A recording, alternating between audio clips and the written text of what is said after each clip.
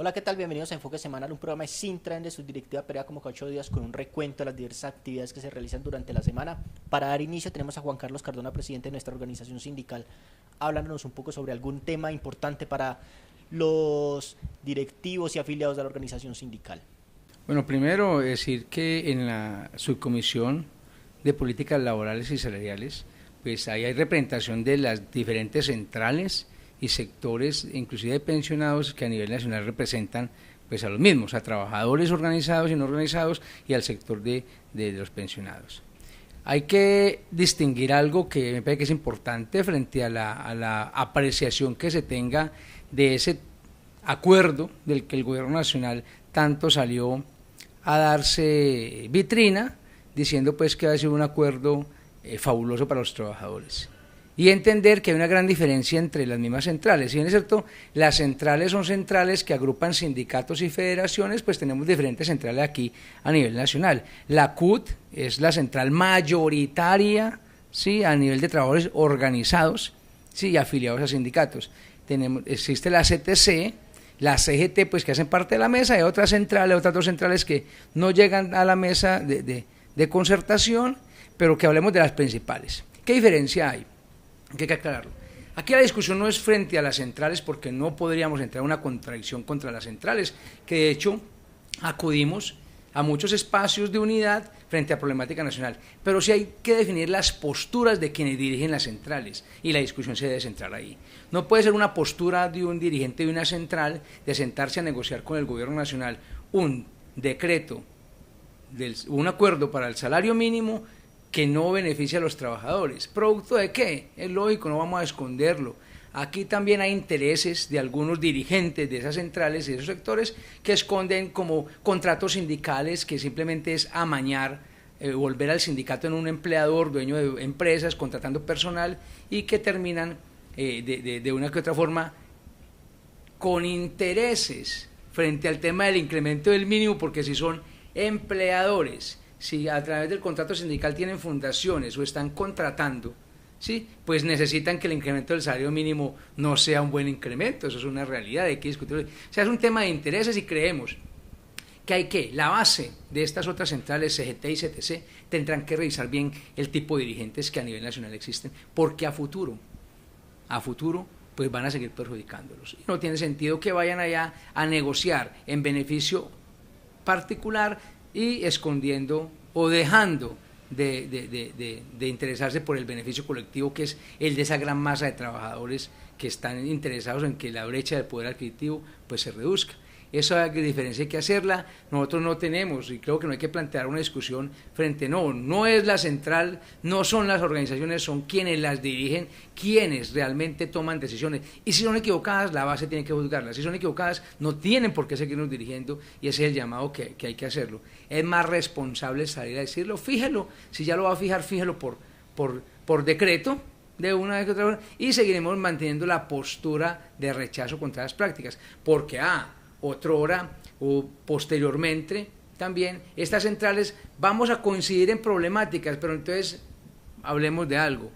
¿Habrá coherencia entre lo que se piensa, lo que se dice y lo que se hace? El llamado es a ese, a identificar quién realmente en cualquier espacio de dirigencia frente a los derechos de los trabajadores y del pueblo tiene coherencia con lo que piensa, lo que dice y lo que hace. Ese es el llamado, y ojalá aprenda a distinguir. Y un mensaje a estos dirigentes de las otras centrales, ¿no?, a quienes las dirigen realmente, a todo nivel. ¿Estamos pensando en el interés de los trabajadores o estamos interesados en el beneficio particular, en posicionarnos con los gobiernos de turno y en mantener intereses solamente para uno que otro de los que hacen parte de la mesa directiva de esa central? Ese es el llamado a la atención. La CUT debe mantenerse así. Creemos que la CUT está siendo responsable con no firmar un acuerdo que no beneficia y mantener la postura de lucha y reivindicación en favor de los trabajadores.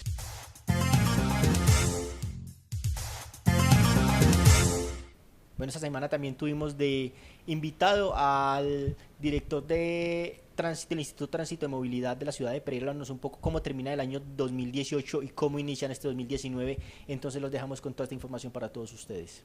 El Instituto de Movilidad inicia año 2019 con la adquisición de 7 motocicletas, 3 vehículos y 70 radios de comunicación, con la intención de mejorar la reacción ante la cantidad de vehículos y motocicletas que se desplazan por la ciudad. El balance que nosotros hacemos de parte del Instituto de Movilidad, en la parte financiera, cerramos con un superávit presupuestal de 897 millones de pesos, los ingresos crecieron en un 102% de ejecución y los gastos de inversión en un 98%, o sea que hay que un excedente financiero muy importante para el municipio, para el Instituto de Movilidad, que será reinvertido en recursos del balance en unos proyectos que tenemos enfocado con la venia de nuestro señor alcalde, el doctor Juan Pablo Gallo. Realizamos inversiones, 5 motos para mujeres, para realizar operativos de transporte ilegal, 2 motos 150 también para hombres dedicados también al tema de transporte ilegal, compramos 3 vehículos en una licitación pública que se realizó por 106 millones de pesos y 90 radios y comparenderas electrónicas para los agentes de seguridad, a los agentes de tránsito, perdón, por una inversión de 72 millones de pesos. Para temas operativos, de operatividad, para hacer temas de transporte ilegal y transporte y comparendos de alcoholemia, compramos filmadoras completamente equipadas y cámaras de video para que hagan estos operativos, para que los operativos tengan todo el soporte legal y el soporte tecnológico. Esto fue por una inversión de 21 millones de pesos. ¿Qué quiere decir? Que hicimos una dotación completamente hacia los agentes de tránsito para que tengamos un proceso transparente, un proceso armónico en temas de ejecución de comparendos.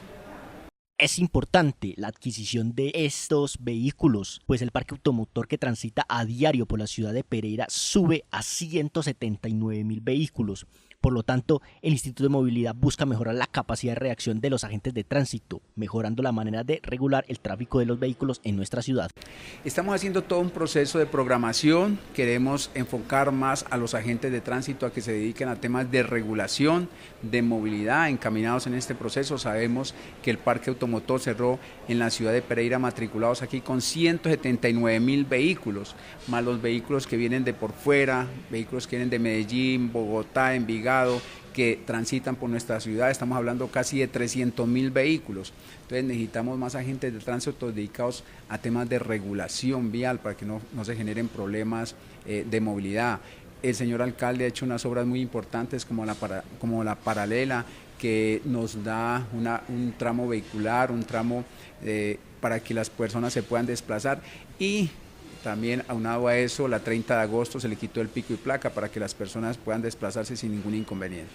Claro que sí, el llamado del Instituto de Movilidad es que, como les dije anteriormente, el parque automotor en la ciudad de Pereira ha crecido, los visitantes han crecido, la población de la ciudad ya no es la misma, hemos crecido. ¿Eso qué quiere decir? Nos conlleva a un solo mensaje, a que las personas que nos desplacemos en vehículos particulares, tanto vehículos como motos, tenemos que reducir la velocidad. Los pereiranos no nos podemos morir por desplazarnos. El año pasado hubieron 80 muertos por accidentes de tránsito. Queremos que esa cantidad disminuya. ¿Y cómo lo podemos lograr? Portándonos bien, acatando las normas de tránsito y respetando a los agentes de tránsito y respetando a las autoridades. Y vuelvo y lo insisto, el llamado de parte del Instituto de Movilidad es que los corredores viales tan importantes que hay en la ciudad de Pereira tenemos que bajar y disminuir la velocidad. Bueno, también estuvimos esta semana con Eisenhower hablándonos un poco sobre la mesa de víctimas, cómo inician este año 2019, qué ha pasado con la restitución de tierras, con todo esto que les prometió el gobierno nacional. Entonces veamos un poco la información que tiene para nosotros. Bueno, en primer lugar estamos en plena discusión del plan de desarrollo del presidente Duque, en el cual uno de los componentes son las víctimas del conflicto armado, como una construcción de paz y el posconflicto y el posacuerdo, en el cual pues, obviamente las víctimas van a jugar un papel importante. Ha habido algunos acontecimientos en contra de las víctimas, sobre todo en el tema de Pueblo Rico, Santa Cecilia, toda vez que la unidad de restitución de tierras negó el derecho a la reparación y restitución colectiva de las tierras del Consejo Comunitario de Santa Cecilia y Piedras Bachichí, desconociendo en cierta medida los hechos que ocurrieron en esa zona. Y por otro lado, pues tiene que ver obviamente también con el tema de los actuales líderes de derechos humanos, y que en este año ya llevamos 7 asesinatos y que desafortunadamente, hay que decirlo, frente a estos rompimientos de los diálogos con el ELN, pues en todo el país mejor dicho, facilita el accionar de todos los grupos al margen de la ley para seguir en este exterminio de líderes sociales, líderes de derechos humanos, líderes ambientales y todo tipo de liderazgo social que se ejerza en este país, sobre todo en áreas que todavía no se ha podido llegar al Estado y brindar esa protección. Desde luego nosotros estamos preocupados porque vamos a discutir precisamente ahora 1 y 2 de febrero, discutir los 2 proyectos de ley que existen para reformar y ampliar el plazo de la vigencia de la ley de víctimas y restitución de tierras, que va hasta el 2021, pero que fruto del diálogo que se encuentra con el diálogo que se llevó a cabo entre la FARC y el gobierno, pues obviamente hay que ampliar el término de la ley. Y desde luego esperaremos la posición del gobierno en el sentido de cumplirle a las víctimas y cumplirle también a quienes están detrás del posconflicto, en el sentido de hacer que los acuerdos se implementen en todas las áreas que se pactaron, y desde luego el punto de tierras y el punto de la reparación integral de las víctimas pues será un punto fundamental a discutir en el plan de desarrollo del presidente Duque. Pues mira, hay un estudio de la Comisión Colombiana de Juristas que dice que ha habido muchos muertos y poca tierra. En otras palabras, es porque el proceso de restitución de tierras siempre se ha centrado en predios muy pequeños, mientras que no han entrado todavía los grandes predios que fueron apoderados por terratenientes de este país, pero que se aliaron también con guerrilla y con paramilitares en áreas muy reconocidas del país, como en la costa atlántica, el Magdalena Medio o las zonas selváticas de Colombia. Por lo tanto, es allí donde debe centrarse el proceso de la nueva institucionalidad creada para el proceso del posacuerdo, en este caso la Agencia de Tierras, la Unidad de Restitución de Tierras, en el sentido de no mostrar resultados negando derechos a costa de las víctimas, que eso es lo que le estamos pidiendo al señor Procurador General de la Nación, que se investigue todo el tipo de negaciones que hubo tanto en Risaralda, Caldas y Quindío, pero de igual manera en todo el país, y de acuerdo al estudio que hizo la Comisión Colombiana de Juristas y obviamente los investigadores sociales que estamos en terreno, que nos damos cuenta cuáles son las decisiones de carácter administrativo, las decisiones de carácter judicial que se toman en materia de restitución de tierras. A ver, se está pensando en que la ampliación del término para la ley de víctimas y tierras se amplíe en 10 años.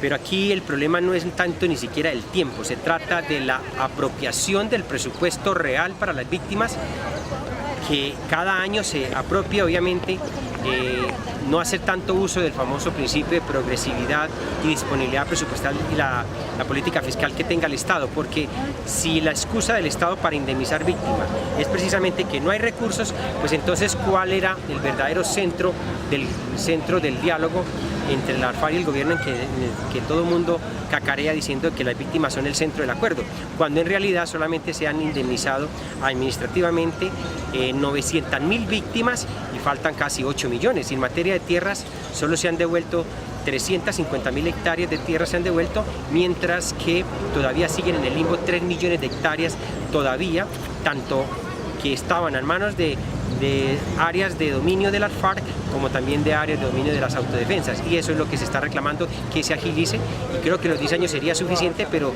aquí el problema es de dinero, es de apropiación de las partidas presupuestales para dar mayor cumplimiento a las víctimas del conflicto armado. Aquí lo que pasó con la estampilla de los ancianos, vimos un gran cartel, una corrupción que se estaba dando aquí con el mal manejo de estos dineros. Yo creo que no solamente en el caso de la estampilla del anciano, con los recursos, por ejemplo, que están pagando de la sobretasa bomberil desde hace muchos años. Esta ciudad, que es una ciudad con alto riesgo sísmico, con un cuerpo de bomberos obsoleto, donde hemos tenido malas experiencias en el pasado, hoy todavía no tenemos cuerpos de bomberos, pero los recursos todavía están metidos en el Banco de la Vivienda, los recursos de la estampilla del anciano, los ancianos tirados en las calles, guardados en el Banco de Vivienda, porque el Banco de la Vivienda, para todos es conocido, fue el que le prestó la plata al señor alcalde municipal para comprar el famoso apartamento de allá en Pinamar, un apartamento de 800 millones de pesos, porque aquí todo es un negociado que se le dice a la gente, pero que al final los organismos de control, como la Fiscalía, como la Procuraduría y como la Contraloría, no actúa fehacientemente en defensa de los intereses y los derechos de los ciudadanos. Hoy están sepultados desde hace muchos años los ancianos en Pereira. No es solamente los ancianos, la indigencia. No hay un solo gasto para la indigencia, no tenemos cuerpo de bomberos. Todo, la plata de la estampilla de la cultura, igual, guardada en banco. Tienen un negocio bancario, están virando rentas en bancaria. Aquí estamos dedicados a hacer puras rentas. Bueno, concejal, desde las calles nos movilizamos más este año, despertar se puede llamar de la población. Sí, yo creo que ese año va a ser un año de movilizaciones, porque yo creo que en Colombia ya hay un gran sector que está expresado acá, que se expresó en la pasada campaña electoral a la presidencia de la República, que se expresaron 11.600.000 en la consulta anticorrupción, que aunque no logramos pasar, estuvimos a puertas de lograrlo. Es esa ciudadanía quien tiene su cargo y tiene el propósito y se ha metido en la cabeza de que el país lo debemos modificar, lo debemos cambiar para que sea un país más justo, más equitativo, donde haya menos informalidad. Lo que vimos aquí en esta Plaza de Bolívar, este es el escenario de la informalidad, personas que deambulan y deambulan arrastrando una carreta, vendiendo un helado, vendiendo una cosa que al final no conduce sino al diario vivir, saben que no tienen futuro. Esa sociedad no puede ser la sociedad colombiana y esa sociedad no podemos estar sometidos de que esa sea la que nos merecemos, nosotros nos merecemos mucho más y es esta movilización la que va a marcar la pauta y este año va a ser un año de movilizaciones, de gran conflicto social, porque la gente está decidida a que los derechos hay que arrebatárselos a esa clase dirigente corrupta que nada de derechos nos ha dado, colocó la salud al servicio de los intereses de los ladrones, la vivienda solamente a los intereses privados, o sea, aquí nos cogieron todo, flexibilización laboral sin derechos laborales, todo el mundo flexibilizado, o sea, nos quitaron todos los derechos y esos derechos tenemos que salir en la movilización a arrebatarlos. También desde la ciudad de Cali nos envían, desde Sintraem de Escales de Sintraem Cali, nos envían un video de algo muy importante que sucedió esta semana y fue la captura de 3 personajes que atentaron contra 3 líderes sindicales y líderes sociales, entre ellos el senador Maya. Entonces veamos un poco de esta información que tienen para nosotros desde Cali.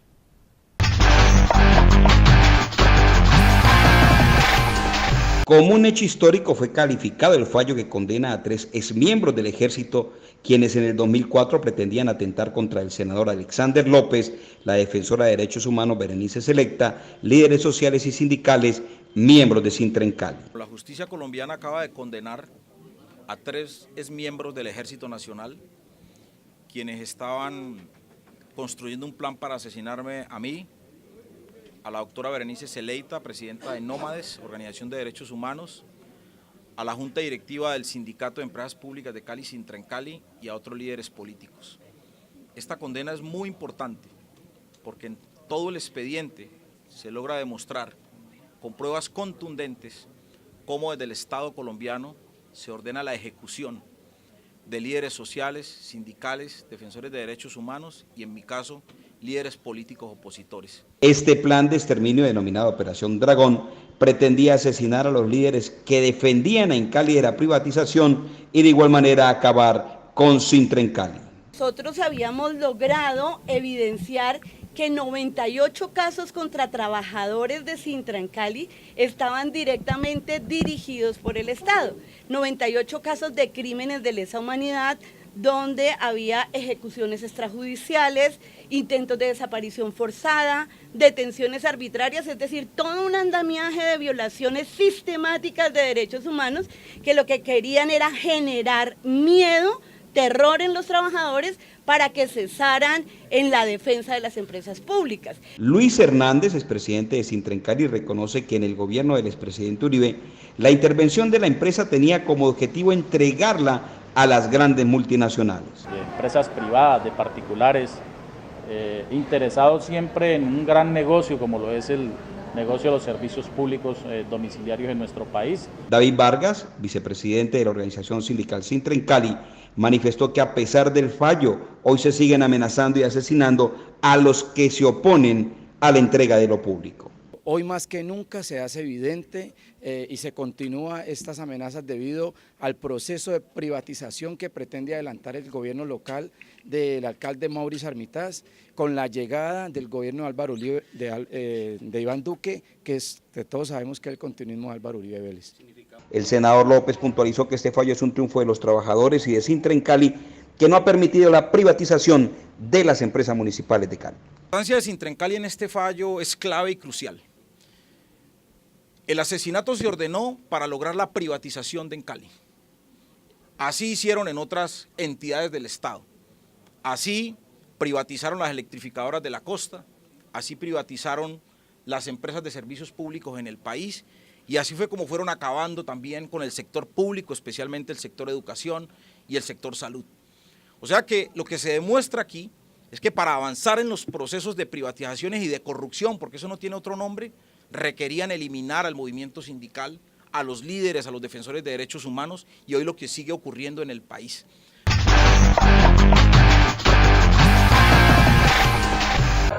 Bueno, y en Enfoque Semanal tenemos una invitada muy especial y es Viviana Marín. Vamos a estar hablando de una actividad que usted viene realizando con otros compañeros acá en la ciudad de Pereira y en el departamento de Risaralda. Háblanos un poco sobre eso.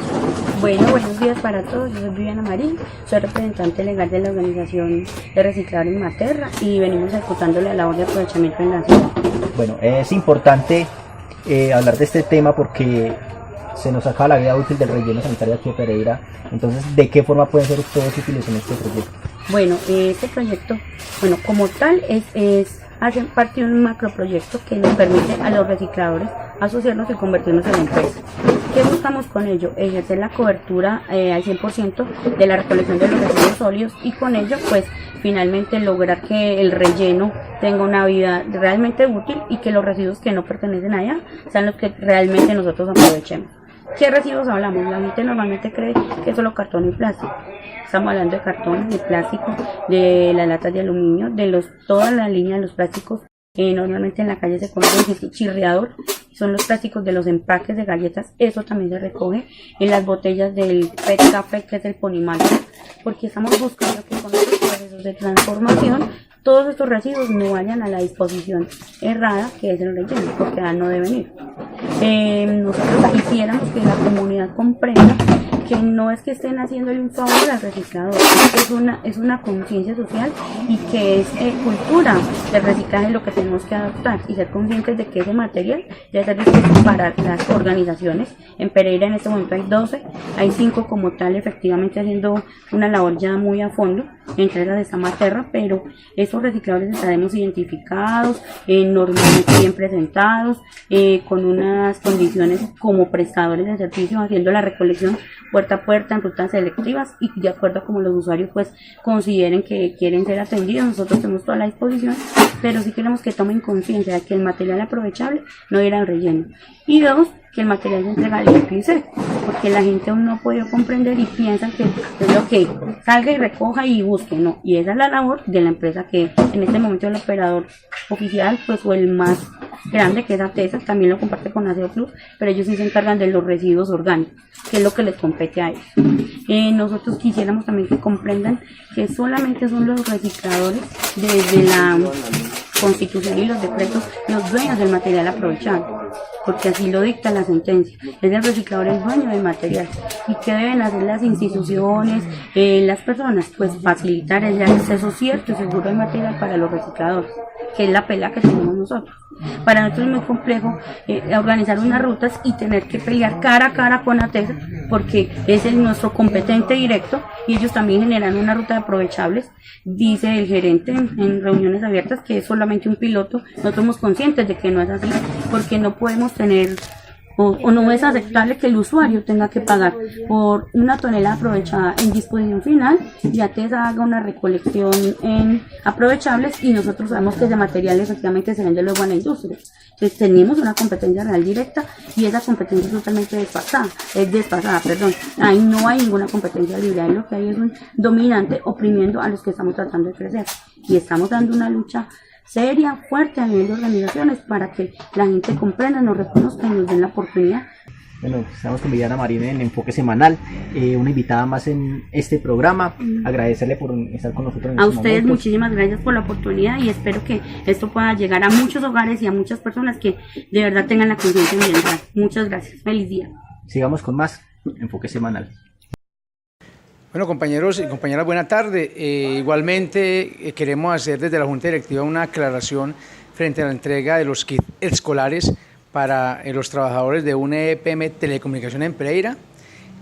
Pues se habrán dado cuenta que frente a la conciliación de los listados que hizo el sindicato inicialmente con la empresa, pues hay nombres que no salen en el listado, que se están revisando y estamos ya haciendo el ajuste que nos corresponde hacer con Sintraendes Medellín frente a los temas de beneficios o no de la convención.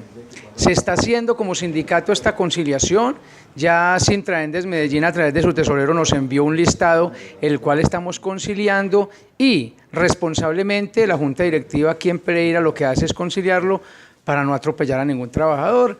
Esto queremos darle total claridad, aquí no se pretende desconocer derechos frente a los trabajadores que así los tienen.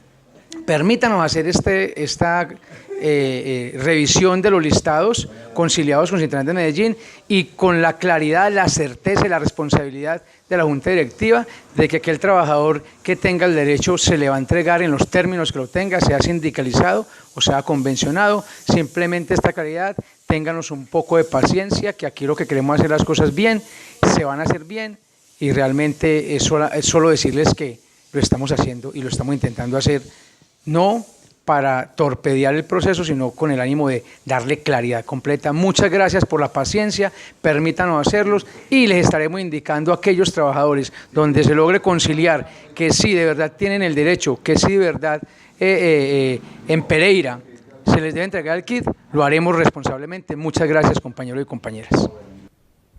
Bueno, llegamos al final de estos 30 minutos del programa Enfoque Semanal. Esperamos haberles gustado esta información para todos ustedes. Recuerden seguirnos en el canal de YouTube, aparecemos como Enfoque Semanal de Sintraendes Pereira. En el fanpage de Facebook aparecemos como Sintraendes Pereira todos los miércoles a partir de las 11 de la mañana, un Facebook Live con un invitado muy especial. Así que recuerden suscribirse a nuestros canales, al canal de YouTube, a la página del fanpage de Facebook. Los dejamos dentro de 8 días con más Enfoque Semanal.